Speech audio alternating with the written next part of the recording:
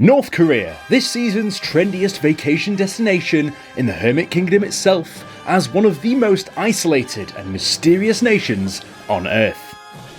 So, if I was to decide to book a vacation there, how do I get there? What should I expect? And is it even possible? This is Brainspill, my name is Tank, and pack your suitcases for a once-in-a-lifetime trip. Some emphasis on once in a lifetime, as you might not come back. Yes, today we are talking about a typical North Korean vacation and what to expect. So, how does one take a holiday to North Korea?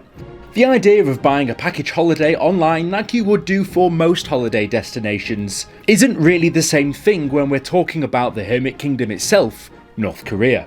Access to the country is not very easy. Whilst international tourism is limited and heavily regulated, a select few visitors are granted access to this enigmatic land. The majority of tourists that arrive outside of the country are mostly Chinese, which makes sense because they're very close. However, there is a small handful of Westerners that are able to go as well, which makes this even the more interesting because this is a completely different way of life, in more ways than one. As a general rule of thumb, most people are actually allowed to visit North Korea, except if you're South Korean or you're a journalist. In those cases, you're probably going to get turned away as soon as you even try and step foot into the country. But for most other people, most of the time, you're normally okay. In most cases, you needed to have obtained a tourist visa, which does have quite a lot of bureaucracy around it, with many hoops to jump through and generally not quite a straightforward process. But in theory, you should be able to get one, hopefully without too much resistance. Look, I could sit here all day and talk about the ins and outs of the North Korean immigration visa system, but I don't think anybody wants to hear that, let alone me having to research that topic, which is pretty dry. I know what you're looking for. You want to know what happens when you arrive, when you get to North Korea. What do you expect? Well, let's fast forward to the point where you've got your visa, taken the plane, you have arrived in North Korea. A typical North Korean vacation is meticulously planned by the government's state-run tourism agency. Visitors are closely monitored and have limited freedoms to explore on their own. The itinerary typically includes visits to the capital Pyongyang, where tourists can see grandiose monuments like the Juche Tower and the Arc of Triumph. They are also taken to carefully curated sites, such as the Kumsasan Palace of the Sun, where the preserved bodies of Kim Il-sung and Kim Jong-il lie in state. Because that sounds exhilarating. I mean, look, what were you expecting if you were going to take a vacation to North Korea? These people are told to literally worship these people as pretty much gods. So, if you're going to go visit North Korea, that's what you're expected to go see. I mean, you weren't really expecting a beach holiday now, were you? Well, not in this economy anyway. Outside of Pyongyang, tourists may be taken to a few other places, such as the DMZ or the Demilitarized Zone. The ironically named Demilitarized Zone being one of the most militarized places in the world. This being the border between North and South Korea, where you can lay witness to the tense standoff between these two nations. Visits to the coastal city of Wonsan and the ancient city of Gyeongsang may also be included in these trips, providing glimpses of North Korean life outside of the capital. And you know what? I don't know if it's just me, but that part of it actually sounds really interesting.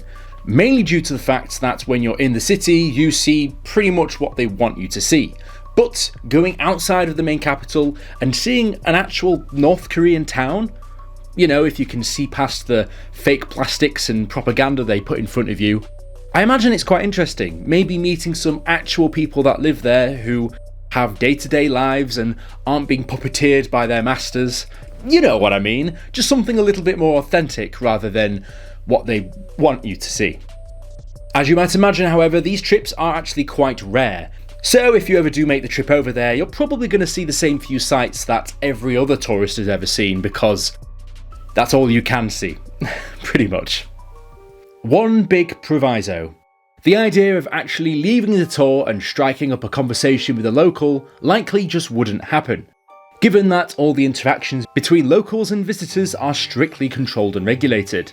Yes, that is the unfortunate truth. However, if you do stick with your tour group and don't get arrested for treason, then you may see some wonderful sights, such as the amazing architecture in the country, and even this wonderful fireworks display.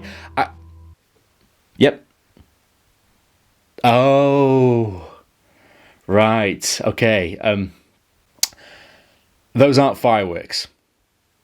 Okay, let me rephrase that. If you stay around in the country long enough, you may be able to even witness a very rare sight, that being an intercontinental ballistic missile test over the Sea of Japan. Portraits of their leaders and propaganda posters are regarded by North Korean authorities as very offensive. So maybe do a little bit of research if you ever do decide to go. I don't want to be the reason that you do something wrong and then get arrested, because if you tell them that Brainspill said it, then I don't think A, they're going to know what the hell you're talking about, and B, even care. So just be respectful, okay?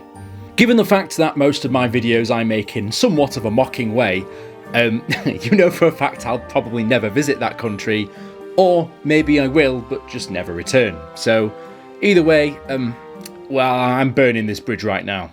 I know what you might be thinking. In a world where you can travel to Italy or Iceland, why would someone decide to choose North Korea as their next vacation? A country known for its oppressive regime and human rights abuses. There are several motivations behind such a choice, such as the curiosity factor. North Korea's isolation and secrecy have perked the interest and curiosity of many travellers who may look to better understand the society and try and actually understand what's so amazing about North Korea. For some, the allure of visiting a country shrouded in mystery and the adventure is simply irresistible. Look, at the very least, it's an interesting choice, something very different, and I can almost guarantee that most people you ever meet, the vast majority of them, have either never been to North Korea or never will go to North Korea. So, if you go, it's a fantastic conversation starter. Or conversation finisher, whoever it is that you may be talking to. I imagine that's why most of you click this video, just because of the sheer curiosity factor, and look, I can only tell you so much. If you want to go see it for yourself, then get that visa. A vacation in North Korea offers a truly unique experience, from participating in mass dances with locals to enjoying performances by the world-famous Moranbong band. I'm sure this dance, whatever it may entail, will be memorable and you'll remember it for all eternity. However, taking a vacation to North Korea raises significant ethical concerns, most of which you can probably assume given that you're deciding to go to North Korea for a holiday, but just to spell it out, wealthy tourists who are going to come and spend their hard-earned money in a country that is currently saddled by international sanctions. And for a country that is desperate to get its hands on some international currency, this is going to be more than welcomed. Effectively, by visiting this country, by extension, you are providing a source of revenue for this authoritarian North Korean regime. Critics argue that by visiting the country, tourists indirectly support a government responsible for human rights abuses.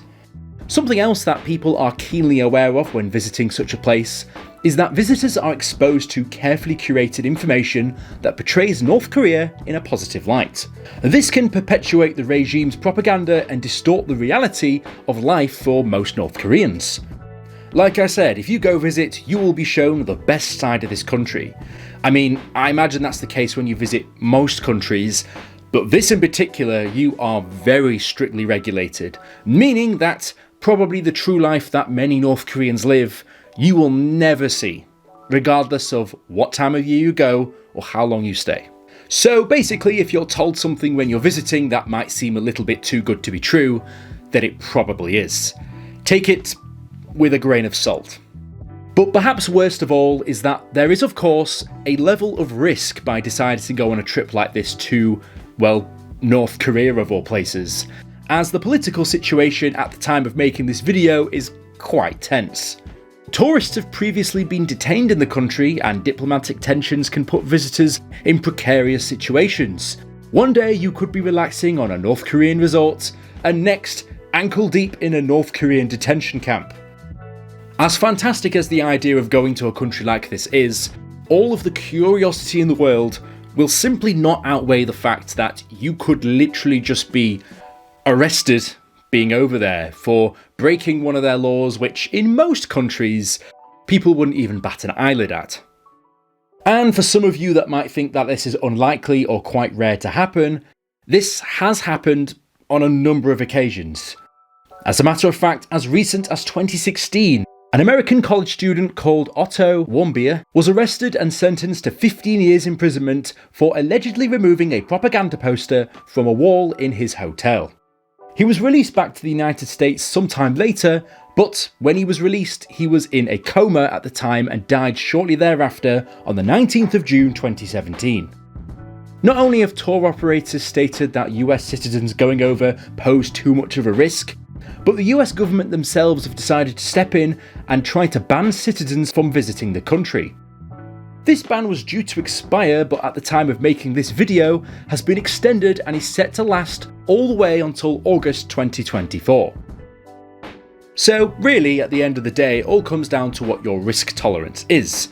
Is this something which you would be willing to take the risk to actually go and experience a truly unique culture? Somewhere which I'm fairly sure you can't get anywhere like this anywhere in the world. But do you want to risk it? Look, I imagine that the vast majority of cases are probably fine, and people that have been over on the vast majority of occasions have enjoyed it.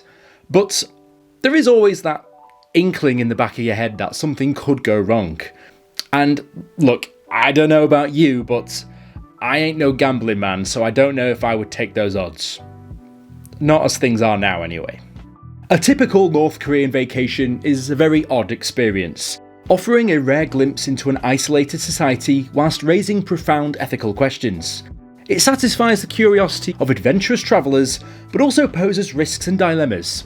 Ultimately, the decision to embark on such a journey requires careful reflection and to decide if you really want to go here or not.